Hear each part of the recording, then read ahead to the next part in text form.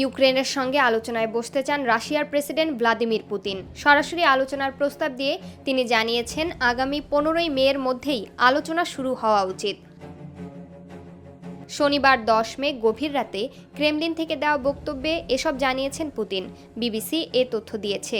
Putin বলেন, আমরা serious আলোচনা চাই। তিনি আরও বলেন, সংঘাতের মূল কারণ উপড়ে ফেলতে এবং একটি দীর্ঘস্থায়ী ও টেকসই শান্তির দিকে এগিয়ে যাওয়া শুরু করতে চাই। এর আগে যুক্তরাজ্যের প্রধানমন্ত্রী স্যার কিয়ের স্টারমার ও ফ্রান্সের প্রেসিডেন্ট এমানুয়েল ম্যাক্রো সহ ইউরোপীয় নেতারা ইউক্রেন সফর করে রাশিয়াকে 30 দিনের শর্তহীন যুদ্ধবিরতির প্রস্তাবে সম্মত হওয়ার আহ্বান জানান। এরপরই পুতিন এমন প্রস্তাব দিলেন।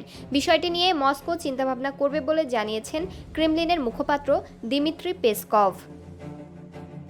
পুতিন জানান, তুরস্কের রাজধানী ইস্তাম্বুলে আলোচনা হওয়া উচিত বলে যে প্রস্তাব দেওয়া হয় তাকেও উড়িয়ে দিচ্ছেন না তিনি বলেন, রাশিয়া ও ইউক্রেন নতুন যুদ্ধবিরতিতে সম্মত হতে পারে। এ বিষয়ে রোববার তুরস্কের প্রেসিডেন্ট তাইপ এরদোয়ানের সঙ্গে বিস্তারিত আলোচনা করবেন বলেও জানান পুতিনের এ প্রস্তাবের বিষয়ে কিয়েভ এখনও কোনো মন্তব্য করেনি। 2022 সালে ইউক্রেনে হামলা শুরু করে রাশিয়া। এরপর থেকে দুই দেশ যুদ্ধে জড়িয়ে পড়ে। দ্বিতীয়বার ক্ষমতায় আসার পর ওই যুদ্ধ বন্ধে উদ্যোগ নেন যুক্তরাষ্ট্রের প্রেসিডেন্ট ডোনাল্ড ট্রাম্প। এ ব্যাপারে পুতিন ও ইউক্রেনের প্রেসিডেন্ট ভ্লাদিমির জেলেনস্কির সঙ্গে একাধিকবার আলাপও করেছেন তিনি। এবার ইউরোপীয় নেতারাও যুদ্ধ বন্ধে এগিয়ে এলেন।